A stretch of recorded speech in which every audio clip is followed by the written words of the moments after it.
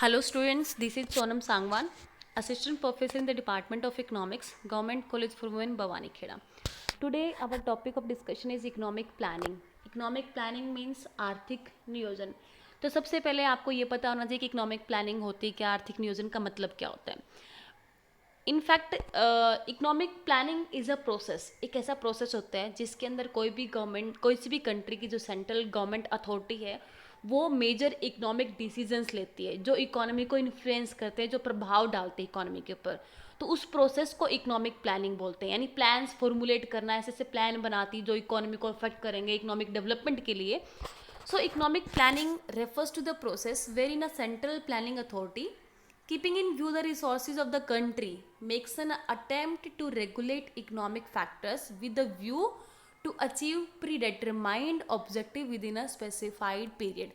It means कि economic planning एक ऐसा प्रोसेस है जिसमें एक सेंट्रल, किसी भी कंट्री की सेंट्रल प्लानिंग अथॉरिटी, जो कि बेसिकली गवर्नमेंट ही होती है, सेंट्रल गवर्नमेंट, वो क्या करती है, keeping in view the resources of the country, कि अपने रिसोर्सेज, अपने कंट्री की जो अवेलेबल रिसोर्सेज है उनको कंसीडर करते हुए, कंसिडरेशन में रखते हुए, ध्यान में रखते हुए इकोनॉमिक डिसीजंस लेती है. किस लिए?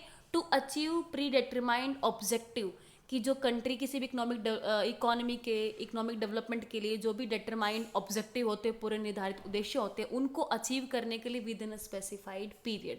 तो जो भी ऐसा प्रोसेस जिसमें किसी भी कंट्री की सेंट्रल प्लानिंग अथॉरिटी उस देश के जो भी रिसोर्सेज हैं, अवेलेबल रिसोर्सेज, उनको ध्यान में रखते हुए इकोनॉमी की जो भी पूर्व निर्धारित उद्देश्य हैं या प्री डिटरमाइंड ऑब्जेक्टिव है उनको achieve with in a specified period time achieve करने के लिए उनको जो भी इकोनॉमिक डिसीजन लेती है, जो भी प्लान्स बनाती है, जो पॉलिसी बनाती है, उसको बोलेंगे, उस प्रोसेस को बोलेंगे economic planning. So India adopted a system of 5-year planning to address its various socio-economic problems. कि जब इंडिया इंडिपेंडेंट हुआ तो बहुत सारी प्रॉब्लम्स थी जो इंडिया ने फेस की. That is mass poverty, inequality, low productivity in agriculture as well as industrial sector, shortage of food grains, lack of industrial and infrastructural development. तो इन सारी प्रॉब्लम्स को रिजोल्व करने के लिए India adopted a system of 5-year planning. ताकि ये सारी प्रॉब्लम्स को दूर करने के लिए, शॉर्ट आउट करने के लिए इंडिया ने पंचवर्षीय योजनाओं के सिस्टम को अडोप्ट किया. So next is planning commission, योजना आयोग. Some of the great architect of Indian planning, जिसके अंदर किस किस का नाम आता है, Pandit Jawaharlal Nehru, PC Mahalanobis, Gadgil, V R Gadgil, V Rao. तो इन सब का जो मेन कंट्रीब्यूशन रहा है इकोनॉमिक प्लानिंग के अंदर, इन कुछ जो इकोनॉमिस्ट है इनका मेन कंट्रीब्यूशन है इकोनॉमिक प्लानिंग फॉर्मुलेट करने में, इकोनॉमिक प्लानिंग के कंसेप्ट के अंदर. ठीक है. तो first, after becoming the first prime minister of independent India, Jawaharlal Nehru establish the planning commission in 1950. Independent India के पहले प्राइम मिनिस्टर पंडित जवाहरलाल नेहरू ने इस्टेब्लिश किया था प्लानिंग कमीशन 1950 के अंदर. 1950 के अंदर प्लानिंग कमीशन को एस्टेब्लिश किया था. The major function of planning commission was to formulate plans, keeping in view the resources of the country and suggesting the best method to utilize them effectively and in a balanced manner. Independence के बाद India had launch 5-year plans, और 5-year plans का main जो objective था that was to make optimum use of the country's available resources and to achieve rapid economic development. कि जो country के resources है उनको ऑप्टिमली यूज़ करना, इकोनॉमिक डेवलपमेंट को अचीव करना. ठीक है. और इसी पर्पज़ को लेके planning commission was set up in 1950 by the first prime minister then. And जो मेजर फंक्शन था it was to formulate, main क्या था, it was to formulate formulate plans for economic development of the country on the basis of available resources, physical resources, capital resources, human resources. ठीक है. तो इसका main function यही था कि अब प्लान्स फॉर्मुलेट करना और जो रिसोर्सेज है उनको इफेक्टिवली यूज़ करना, यूटिलाइज करना, एक बैलेंस्ड मैनर में यूटिलाइज करना. So Planning Commission prepared the first 5-year plan for the period 1951 to 56. पहला प्लान जो बनाया गया था that was for the period 1951 to 56. And जो लास्ट प्लान रहा हमारा that was 12th 5-year plan, जिसका टाइम पीरियड था 2012 to 2017.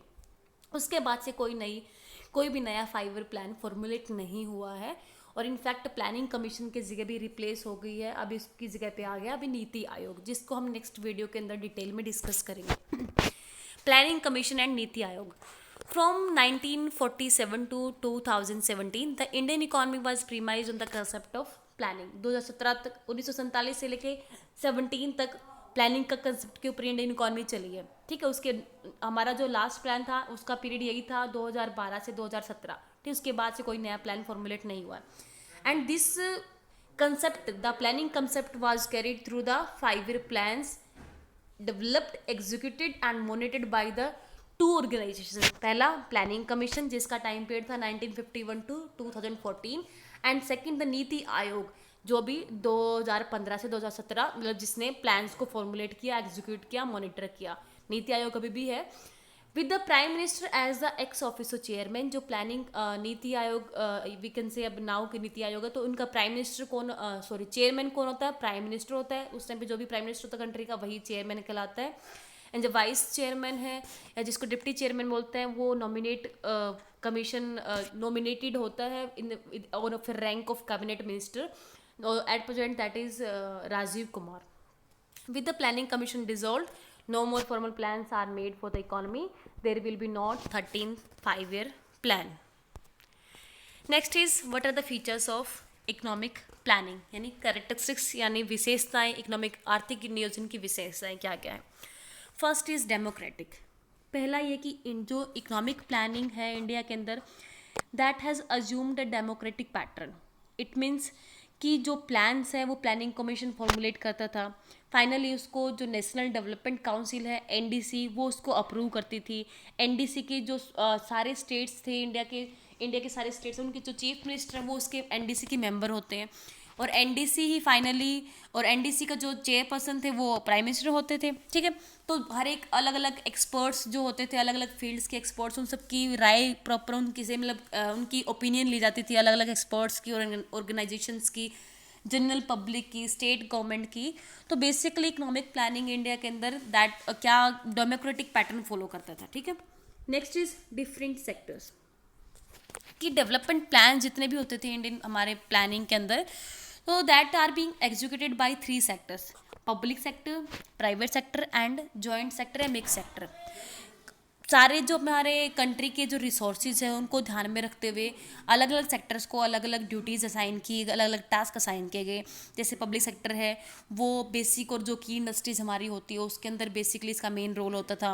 प्राइवेट सेक्टर को जैसे एग्रीकल्चर है, स्मॉल इंडस्ट्री सेक्टर है या कंज्यूमर गुड्स इंडस्ट्रीज है, उनका रोल उनके डेवलपमेंट का रोल प्राइवेट सेक्टर को दिया गया। फर्स्ट 6 5 ईयर प्लान्स के अंदर पब्लिक सेक्टर को ज़्यादा इंपॉर्टेंस दी गई प्राइवेट सेक्टर की कंपैरेटिवली। 7th प्लान के बाद प्राइवेट सेक्टर को ज़्यादा इंपॉर्टेंट रोल मिलने लगा इकोनॉमिक डेवलपमेंट को प्रमोट करने के लिए। Next is existence of central plans and state plans कि इन इंडिया देयर इज को existence of both central plans and state plans कि दोनों ही तरह के प्लान्स के लिए, सेंट्रल प्लान्स के लिए और स्टेट प्लान्स के लिए एक सेपरेट आउटले प्रिपेयर किया जाता है हर एक 5 ईयर प्लान के अंदर। सेंट्रल प्लान का जो सेंट्रल प्लान्स थे वो प्लानिंग कमीशन के कंट्रोल में रहते थे, वेयरएज जो स्टेट प्लान थे वो स्टेट प्लानिंग बोर्ड और स्टेट गवर्नमेंट के कंट्रोल में रहते थे।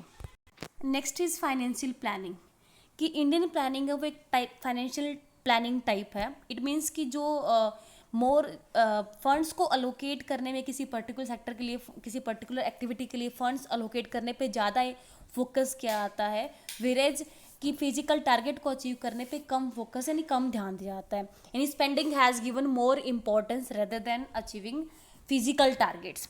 नेक्स्ट इज अनचेंजिंग प्रायोरिटीज़ कि ये ऑब्जर्व किया गया है कि जो 5 ईयर प्लान्स के अंदर कुछ पर्टिकुलर सेक्टर्स को जैसे इंडस्ट्री, पावर, एग्रीकल्चर, इन कुछ मतलब इन सेक्टर्स को ही ज़्यादा प्रायोरिटी दी गई है, और इस पैटर्न के अंदर कोई ज़्यादा बड़ा चेंजेस नहीं आया through out the 5 year plans.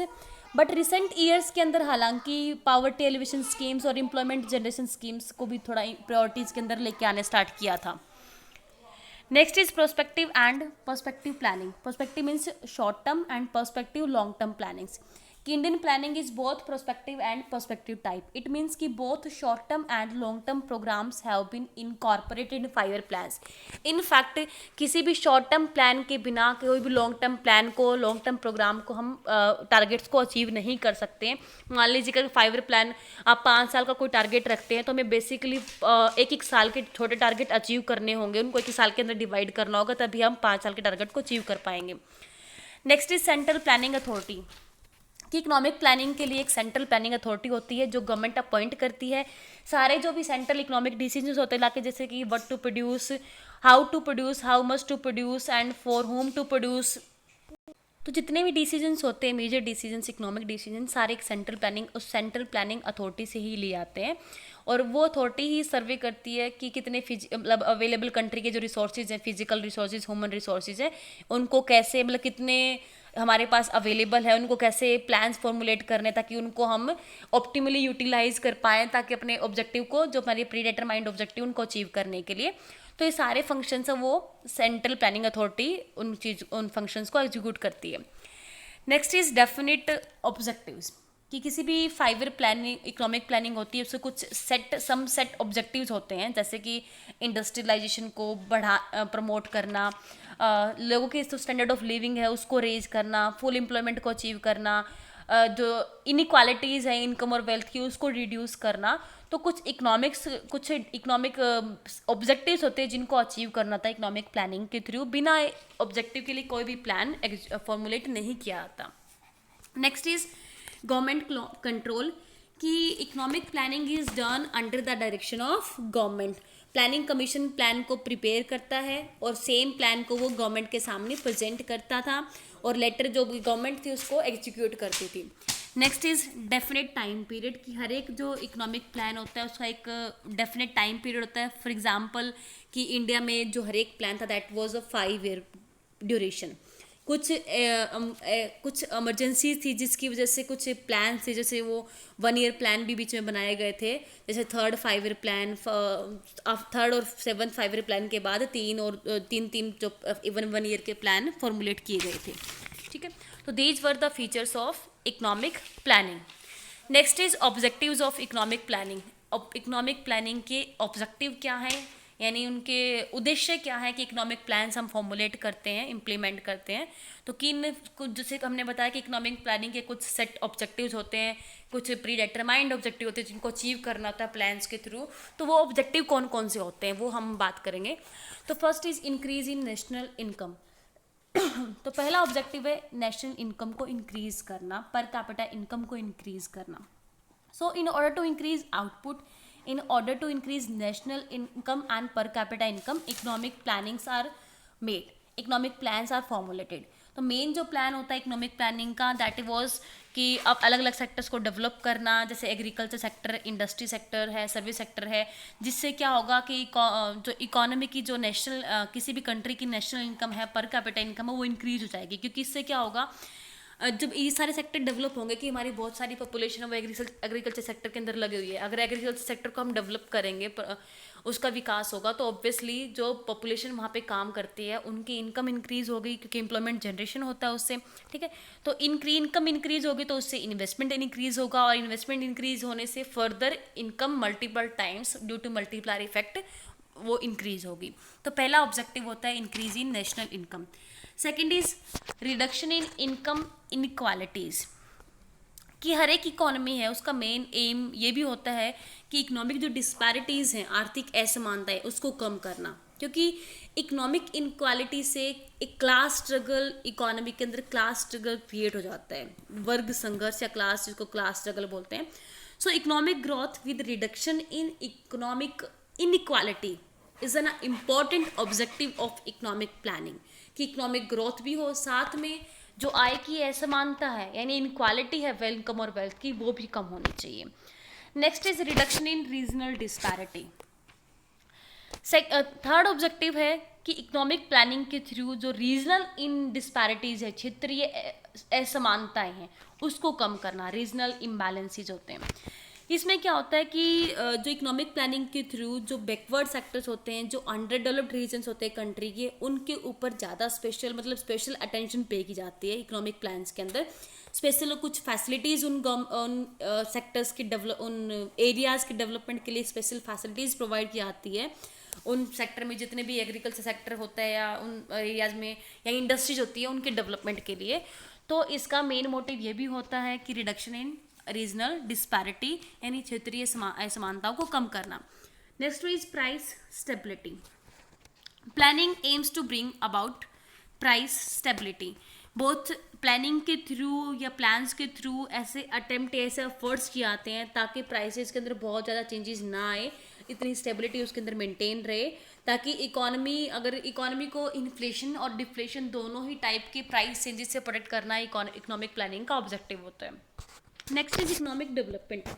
Major objective जो है इकोनॉमिक प्लानिंग का जो अंडर डेवलप्ड कंट्री है उसके अंदर यही होता है to achieve all round development of the economy by removing obstacles in the way of economic development. Actually economic development can be promoted by making balanced growth in all the sectors, कि सारी economy में जितने भी sectors हैं, agriculture, industrial, service sector, इन सब में balance growth होनी चाहिए। और वो किससे वैसे पॉसिबल होगी? इकोनॉमिक प्लान्स के थ्रू, कि ऐसे प्लान फॉर्मुलेट किए जाएं जो बैलेंस ग्रोथ के ऊपर फोकस करें, कि सारे सेक्टर्स का ही बैलेंस ग्रोथ हो। तो high level of economic development helps to promote standard of living in the economy, कि जितना इकोनॉमिक डेवलपमेंट होगा फिर लोगों का जो level of standard of living है वो भी इम्प्रूव हो जाएगा। Next is increase in employment. तो economic planning aims at to increase the employment opportunities for the public. Every plan seeks to provide employment to maximum number of people in the country. Full utilization of available resources. One of the main objective of economic planning is कि जो country की natural resources हैं उनको fully utilize करना। हर एक country के पास large number of natural resources होते हैं और इन रिसोर्सेज को फुली यूटिलाइज करना, ऑप्टिमली यूटिलाइज करना बहुत ज़रूरी होता है किसी भी कंट्री की इकोनॉमिक डेवलपमेंट के लिए। So proper use of available resources is possible by the government through mechanism of economic planning. Next is self sufficiency, कि almost all of the countries है वर्ल्ड की वो सारी इंटरडिपेंडेंट है, कोई भी ऐसा नहीं कि इंडिपेंडेंट है, सेल्फ डिपेंडेंट है। But too much dependence on other countries can be detrimental, वो हानिकारक हो सकती है। So one of the objective of economic planning is to attain self sufficiency in economic sector. ठीक है, इसके में क्या करती है कि प्रोडक्शन को इंक्रीज करना। अगर हम प्रोडक्शन इंक्रीज करेंगे अपना तो हम अपनी कंट्री को नीड्स को हम मतलब मीट कर सकते हैं। तो economic planning also aims at achieving self sufficiency in the country. Next is increase in capital formation, कि economic planning aims at increasing the rate of capital formation by promoting saving and investment in the economy.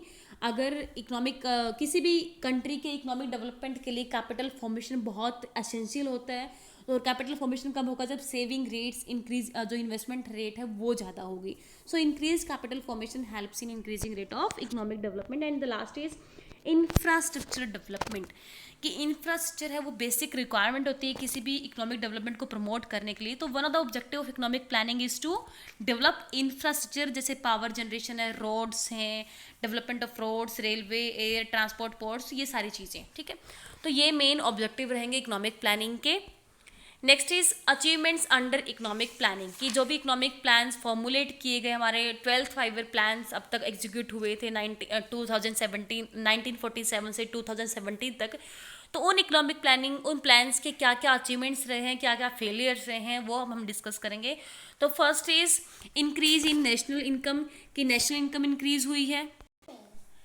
किसी भी country के, किसी भी economy के development का एक main index होता है, that is national income, increase in national income. ठीक है, so during the period of economic planning हमारी जो कंट्री की जो नेशनल इनकम है वो काफ़ी टाइम्स इंक्रीज हुई है।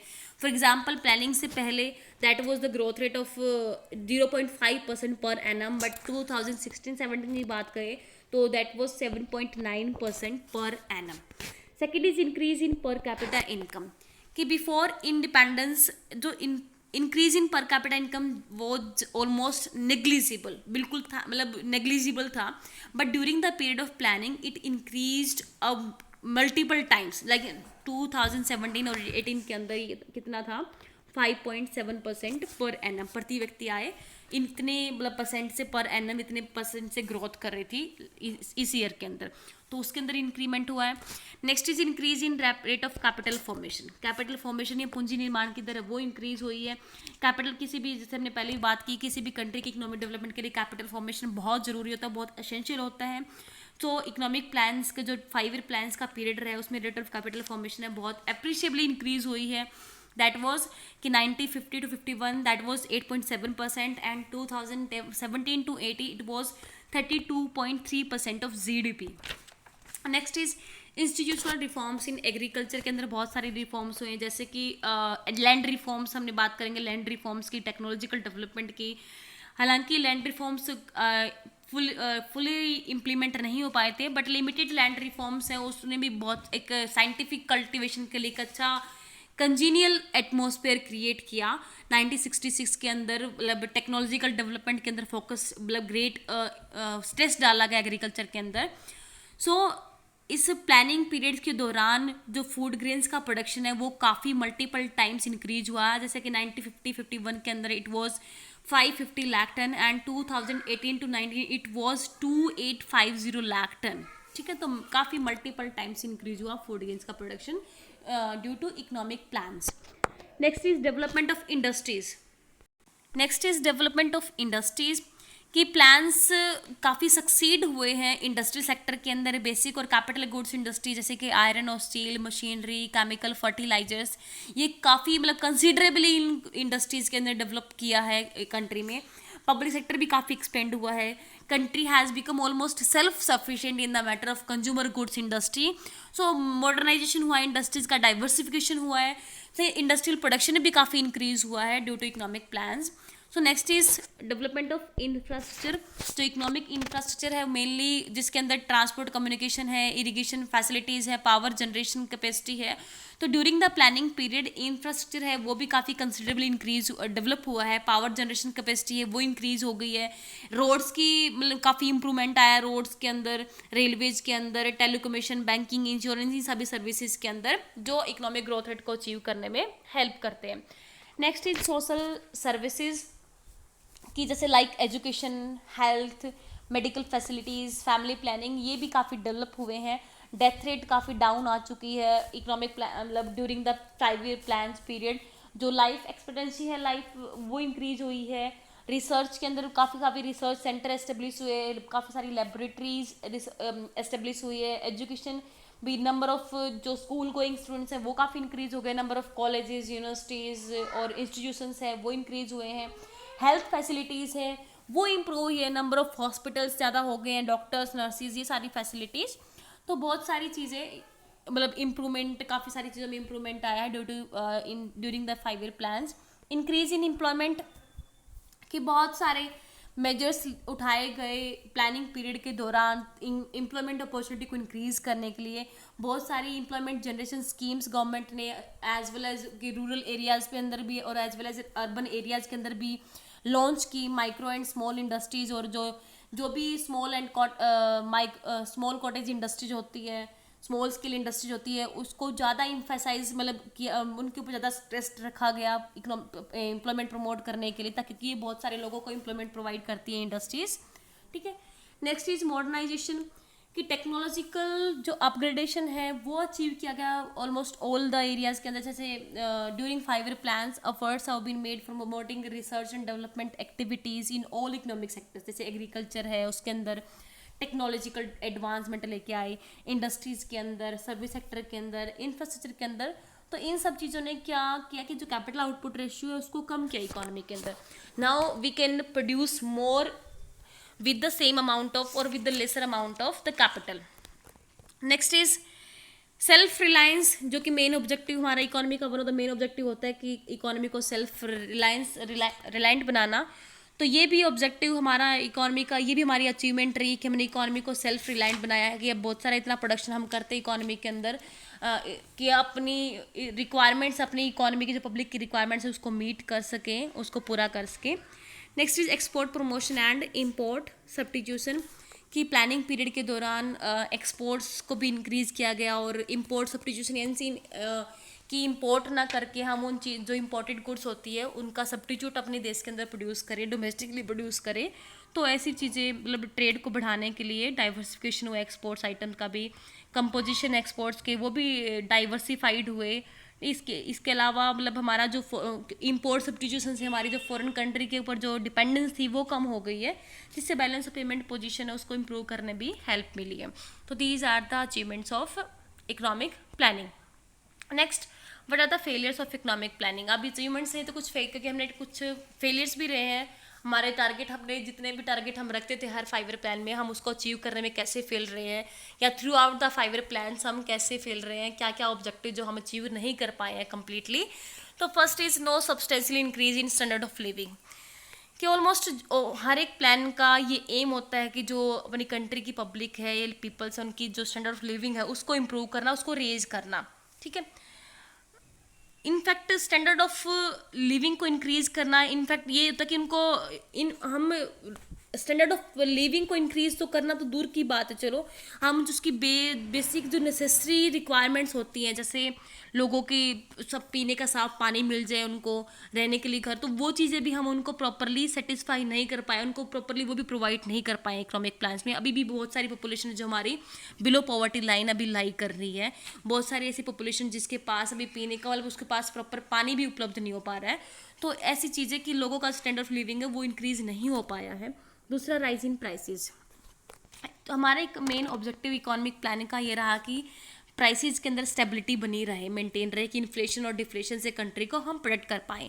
But almost in each plan prices, हर एक प्लान के अंदर जो प्राइसेस है वो काफ़ी कंसिडरेबली इंक्रीज हुए हैं। Our planning has failed to check price rise in India. और अगर प्राइस राइज होंगे तो बेसिकली वो दोनों ही ग्रुप को, जो पुअर ग्रुप होता है हमारा और middle group, low income group और मिडिल इनकम ग्रुप, इन दोनों ग्रुप को बहुत मतलब बैडली अफेक्ट करते हैं।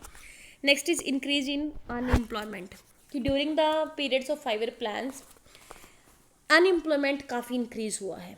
नंबर ऑफ जो रजिस्टर्ड हमारे अनएम्प्लॉयड पीपल थे वो काफ़ी इंक्रीज हुए हैं। इकोनॉमिक प्लान्स के अंदर हमने क्या किया कि कैपिटल इंटेंसिव टेक्नोलॉजी है उसके यूज़ करने को ज़्यादा प्रमोट किया, उस पर ज़्यादा फोकस किया। अब जितना हम कैपिटल इंटेंसिव टेक्नोलॉजी यूज़ करेंगे, जैसे कि हमारा जो कंट्री है दैट इज़ लेबर इंटेंसिव, तो उसके ऊपर लेबर इंटेंसिव टेक्नोलॉजी अगर यूज़ नहीं करेंगे तो हम एम्प्लॉयमेंट जनरेशन कहाँ से होगा। तो इससे क्या हुआ है कि अनएम्प्लॉयमेंट सिचुएशन थी हमारी, जो बेरोजगारी अनएम्प्लॉयमेंट सिचुएशन को और भी ज़्यादा उन्होंने ख़राब कर दिया। Next is less growth in agriculture sector, कि जो एग्रीकल्चर डेवलपमेंट है उसको प्लान्स के अंदर बहुत कम प्रायोरिटी दी गई है, जो कि टॉप प्रायोरिटी पे रखना चाहिए था, क्योंकि मैक्सिमम पॉपुलेशन हमारी 70%, 60 to 70% पॉपुलेशन है वो सारी एग्रीकल्चर सेक्टर के अंदर इंडल्ज है। लेकिन एग्रीकल्चर सेक्टर को उस प्रायोरिटी में नहीं रखा गया, इंडस्ट्री सेक्टर को ज़्यादा फोकस दिया गया, उस पर मतलब ज़्यादा स्ट्रेस डाला गया, ज़्यादा अटेंशन दी गई। Green revolution, in fact green revolution भी 2 ही क्रॉप तक, वीट और राइस तक ही लिमिटेड थी, और वो भी कुछ ही स्टेट्स थे जिन्होंने ग्रीन रेवोल्यूशन का फ़ायदा उठाया था। और इनफैक्ट सफिशिएंट इरिगेशन फैसिलिटीज, सिंचाई की सुविधाएं भी नहीं है हमारे देश में, मतलब काफ़ी सारे एरियाज है जहाँ पे, ठीक है, वो एक स्टिल मानसून के ऊपर डिपेंड करती है, बारिश के ऊपर। बारिश अच्छी होती है तो प्रोडक्टिविटी ज़्यादा होती है, अदरवाइज प्रोडक्टिविटी जो एग्रीकल्चर की प्रोडक्टिविटी है वो कम हो जाती है। सो मैनी फार्मर्स हैं जो अभी बिल्कुल लैंडलेस है इवन नाउ। तो ये चीज़ें भी, less growth in agriculture sector, ये भी एक फेलियर है इकोनॉमिक प्लानिंग का। इनकम एंड वेल्थ इनइक्वालिटी, कि मेन ऑब्जेक्टिव जो 5 ईयर प्लान्स का has been equality in the distribution of wealth and income. However during the period of planning inequality has further aggravated, कि वो rich बन गए हैं, poor है वो और भी पुअर हो गए इन सारे during the plan periods. Inequality है वो नॉट ओनली कि इंडस्ट्री सेक्टर के अंदर होती है, बल्कि एग्रीकल्चर सेक्टर के अंदर भी पाई गई है इनकम और वेल्थ की इनइक्वालिटी, ठीक है। तो ये भी एक फेलियर रहा है कि धन और आय की असमानता है वो इंक्रीज हो गई है डिस्पाइट ऑफ कि उस इंस्टेड ऑफ कम होने की बजाय। Next is unbalanced growth of different regions. Despite about 7 decades of planning, there has been unbalanced growth of different regions of the country. There has been significant growth in कुछ states जैसे कि गोवा, हरियाणा, महाराष्ट्र, सिक्किम, गुजरात, जिनमें काफ़ी अच्छी growth rate हुई है। लेकिन कुछ ऐसे स्टेट्स जैसे बिहार, उड़ीसा, छत्तीसगढ़, मध्य प्रदेश, उत्तर प्रदेश, ये बिल्कुल लेस डेवलप्ड स्टेट्स रहे हैं। तो economic planning has failed to achieve balanced regional development in the economy. Next is inefficient administration.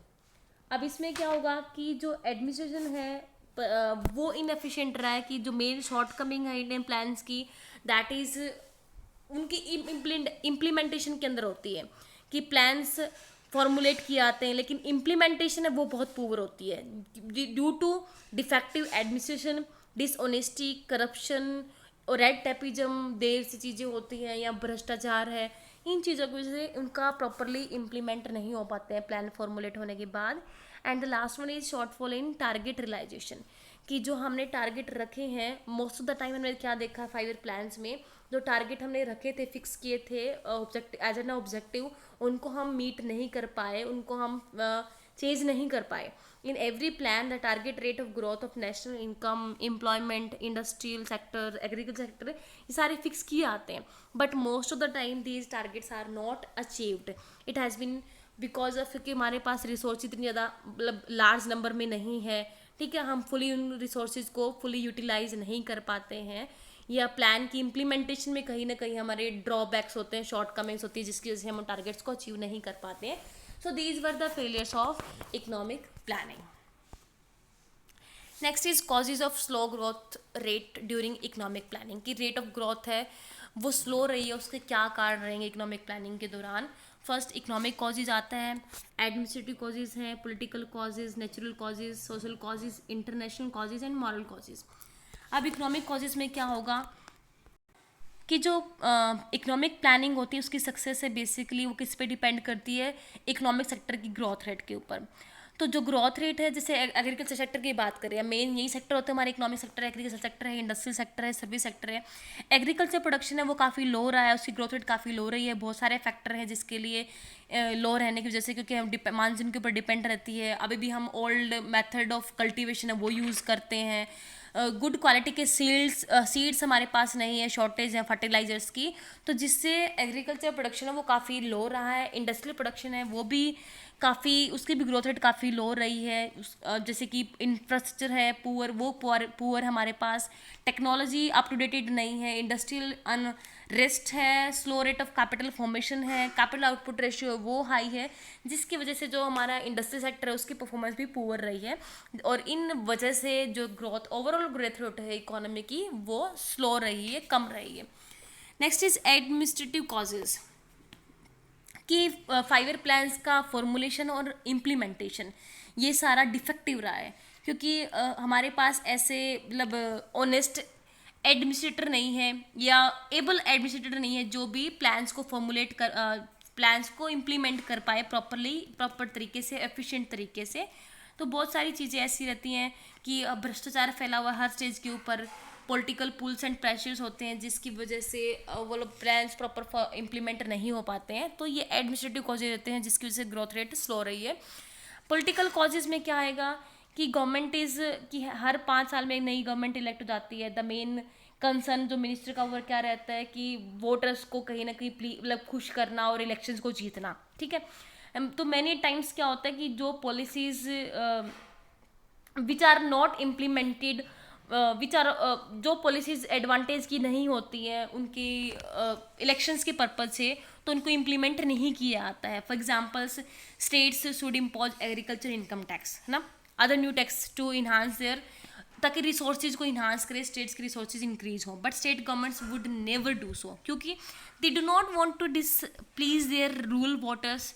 अब अपने रूरल वोटर जो भी ग्रामीण वोटर है उनको वो मतलब नाराज़ नहीं करना चाहती, जिसकी वजह से वो एग्रीकल्चर इनकम टैक्स इम्पोज नहीं करती है उनके ऊपर, हालांकि उनको ऐसा करना चाहिए अपने रिसोर्सेज को अपने फंड्स को इंक्रीज़ करने के लिए, ठीक है। फर्दर पॉलिटिकल जो इंस्टेबिलिटी होती है उससे भी अनसर्टेनिटी आती है इकोनॉमिक पॉलिसीज़ के अंदर। इकोनॉमिक पॉलिसी अगर बार बार गवर्नमेंट चेंज होती रहे तो इकोनॉमिक प्लानिंग भी उसके अकॉर्डिंगली पॉलिसीज़ भी बार बार चेंज होती रहेगी, जिसका एक नेगेटिव इफेक्ट जाएगा इकोनॉमिक प्लानिंग के ऊपर या ग्रोथ रेट के ऊपर। नेक्स्ट इज नेचुरल कॉजेज, कि बहुत सारे नेचुरल फैक्टर्स होते हैं जैसे कि ड्रॉट्स, बाढ़ आ जाना, सूखा पड़ जाना, फ्लड्स आ जाना, तो ये सारे भी स्लो प्रोग्रेस के लिए अकाउंटेड होते हैं। नेचुरल फैक्टर्स होते हैं वो एग्रीकल्चर को पूरा मतलब इन्फ्लुएंस करते हैं, जो भी एग्रीकल्चर के बेस्ड इंडस्ट्रीज होती हैं उनको इन्फ्लुएंस करते हैं कि अगर टाइमली रेनफॉल जाती है तो उससे क्या होगा, प्लान सक्सेस हो जाएगा क्योंकि एग्रीकल्चर प्रोडक्शन इंक्रीज, प्रोडक्टिविटी अच्छी हाई होगी। अगर रेन अच्छी नहीं होती है, मानसून फेल हो जाता है, तो उसमें क्या होगा, पूरा जो हमारा प्लान है वो सारे सक्सेसफुल नहीं हो पाएंगे, जो भी और एग्रीकल्चर के ऊपर बेस्ड जितने भी इंडस्ट्रीज है वो सारी फर्दर ग्रो नहीं करेंगी। तो ये भी नेचुरल कॉजेज की वजह से भी काफ़ी चीज़ें हैं जो स्लो रह जाती है। सोशल कॉजेज की जो सोशल इंस्टीट्यूशन है इंडिया के अंदर, अगर अगर वो फेवरेबल नहीं है इकोनॉमिक ग्रोथ के लिए अनफॉर्चुनेटली, जैसे कि हमारा casteism system, joint family system, जो हमारे ट्रेडिशंस हैं, जो हमारे कस्टम्स हैं, डॉरी सिस्टम है, जेंडर डिस्क्रिमिनेशन है, जो भी हमारे इविल्स, सोशल इविल्स हैं, तो ये सारे जो सोशल चीज़ें हैं, सोशल सिस्टम है, ये मतलब इकोनॉमिक प्रोग्रेस को अफेक्ट करते हैं। अगर वो अच्छी हैं, फेवरेबल है इकोनॉमिक के लिए तो अच्छी चीज़ है, अगर अनफेवरेबल है हमारे लिए किसी भी इकोनॉमिक प्रोग्रेस के लिए तो ये भी एक टाइप से एक growth rate, slow growth rate का एक कॉज बन जाते हैं। इंटरनेशनल कॉजेज़ की slow rate of economic growth is also due to international causes, कि जो भी वॉर टाइम होता है या किसी भी कंट्री का, जैसे अगर हमारा ही वॉर जैसे 1962 के अंदर चाइना के साथ हुआ, 65-71 के अंदर पाकिस्तान के साथ हुआ, तो उस केस में क्या होगा कि जो भी फंड्स हमारे पास इकोनॉमिक डेवलपमेंट के पर्पज से होते हैं वो हम कहाँ पे खर्च कर देंगे, कि जो भी वॉर के रिक्वायरमेंट्स होते हैं, हथियार होते हैं, उनको खरीदने के लिए, अपने डिफेंस के लिए, अपने डिफेंस रिक्वायरमेंट्स के लिए। तो उस केस में क्या होगा कि उन चीज़ों की जो कंज्यूमर गुड्स हैं उनकी सप्लाई नहीं हो पाती है, क्योंकि सारे के सारे रिसोर्सेज वो डाइवर्ट जाते हैं in the production of war equipments, ठीक है। तो इसका भी पूरा बैड एडवर्स इफेक्ट जाता है हमारी इकोनॉमी की ग्रोथ रेट के ऊपर। तो इंटरनेशनल कॉजेज भी कैसे इफेक्ट करेंगे। नेक्स्ट इज मॉरल कॉजेज, कि इकोनॉमिक और इन सब कॉजेज के अलावा कुछ मॉरल कॉजेज भी होते हैं जो स्लो रेट ऑफ ग्रोथ के लिए अकाउंटेबल होते हैं, जैसे कि national spirit is lacking and self interest is the motive that guides people, कि सेल्फ इंटरेस्ट और अगर देशभक्ति की भावना लोगों में ना हो, सोशलिज्म, इक्वालिटी, लिबर्टी अगर have no meaning except high sounding catchy slogans, कि ये सारी चीज़ें, कि plans have not be properly implemented, कि अगर ये चीज़ें हम इक्वालिटी रखते हैं, लिबर्टी, आज़ादी, समानता, समाज, सोशलिज्म, अगर इन सब चीज़ों का कोई मीनिंग नहीं रहता है प्लान्स के अंदर या देश के अंदर, just except just a slogan, एक स्लोगन बन के रह जाते हैं। करप्शन है वो बढ़ते जा रहे हैं, स्कैम्स है, घोटाले होते जा रहे हैं, एक कॉमन सी प्रैक्टिस हो गई है करप्शन एंड स्कैम्स, ठीक है। जिससे क्या होगा, जो भी फंड्स हमारे वो एक टारगेटेड ग्रुप तक रीच नहीं हो पाते हैं, ग्रुप तक पहुंच नहीं पाते हैं, and this has made our plans always short of their predetermined objective, predetermined targets. तो ये सारे रीजन्स हैं for slow growth rate of economy during economic planning. तो this is the economic planning, कि क्या economic planning है। Planning commission के बारे में मैंने पढ़ा, प्लानिंग, इकोनॉमिक प्लानिंग के क्या क्या ऑब्जेक्टिव, उसके अचीवमेंट्स, फेलियर्स, और उसकी जो ग्रोथ रेट स्लो रही है इकोनॉमिक प्लान्स की, उसके क्या क्या कॉजेज रहे हैं। Thank you.